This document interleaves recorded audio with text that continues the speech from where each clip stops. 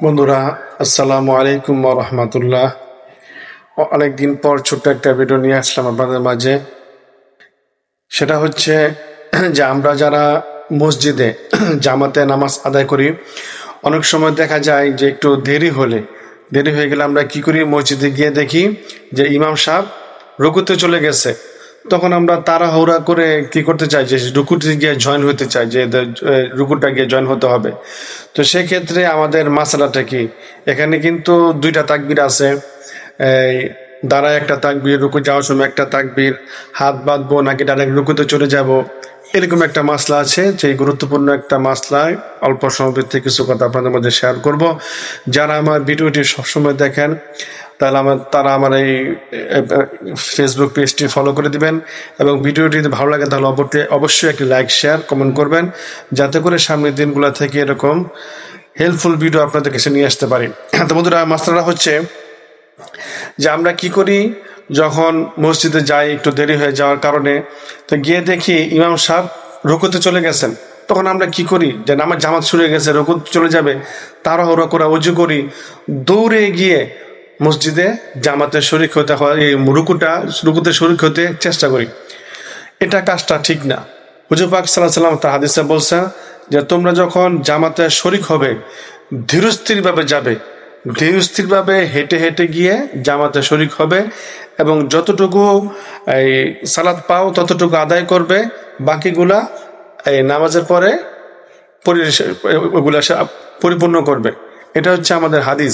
তা আমরা কি করি, যে খুব তাড়াহুড়া করে কোনো মতো উঁচুটা করে উঁচুখানা থেকে দৌড় দিয়ে গিয়ে হিয়াম সাহেবকে রুকুতে পাইলে রুকুতে শরীক হওয়ার চেষ্টা করি। তো এখন যেহেতু আমাদের রুকু ধরতেই হবে, মানে বা আমরা একটু তাড়াহুড়া করে গেলে রুকু পাইতেছি, তখন আমাদের এখানে প্রশ্ন হচ্ছে দুইটা।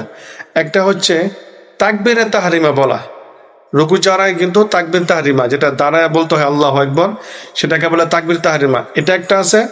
আরেকটা হচ্ছে রুকুর তাকবীর, দুইটা কিন্তু, একটা তাকবীর তাহরিমা দাঁড়ায় বলতে হয়, আর একটা রুকু যাওয়ার সময় আল্লাহু আকবার বলতে হয়, দুইটা। তো সেক্ষেত্রে আপনার তাকবীরে তাহরিমা যেটা দাঁড়ানো অবস্থা দিতে হয়, সেটা কিন্তু দেওয়া ফরজ। সেটা যদি আপনি না দেন তাহলে আপনার নামাজই হবে না। এই বিষয়টা আমরা অনেকেই খেয়াল করি না। সুতরাং আমরা যদি মসজিদে গিয়ে অজু করার পর দেখি ইমাম সাহেব রুকুতে চলে গেছে এবং তাড়াহুড়ো করে রুকুতে শরীক হতে চাই, তাহলে আমাদের কি করতে হবে, সর্বপ্রথম তাকবীরে তাহরিমাটা দিতে হবে, অর্থাৎ দাঁড়িয়ে আল্লাহু আকবার বলে তারপর আমরা রুকুতে যেতে হবে।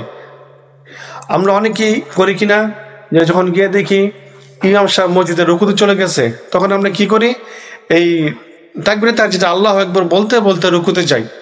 না, এরকম করলে এটা নামাজ হবে না।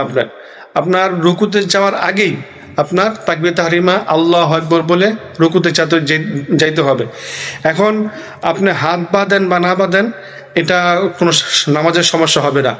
আপনি দাঁড়ানো অবস্থায় আল্লাহু আকবার বলে তারপর ডাইরেক্ট রুকুতে চলে যাবেন, তার নামাজে কোনো সমস্যা নাই। এখন আপনি যদি রুকুতে যেতে যেতে আল্লাহু আকবার বলেন, আর বেশিরভাগ রুকু যাওয়ার জন্য বেশিরভাগ যদি উবুত হয়ে যান আর আল্লাহু আকবার বলা শেষ হয় নাই, তখন আপনার কি হবে, এই নামাজটা হবে না। সুতরাং রুকুতে যাওয়ার আগেই আপনাকে তাকবীর তাহরিমা আল্লাহু আকবার বলতে হবে, আল্লাহু আকবার বলে তারপর রুকুতে যেতে হবে। হাত বাঁধেন বা না বাঁধেন, ওই একটা আল্লাহু আকবার বলে আপনি সরাসরি রুকুতে যেতে পারবেন। এখন আরেকটা প্রশ্ন হচ্ছে, যে ইমাম সাহেব তো আমরা রুকুতে পাইলাম, তারা ওর অজু করলাম, অজু থেকে তারপরে জামাতে গিয়ে শরীক হলাম।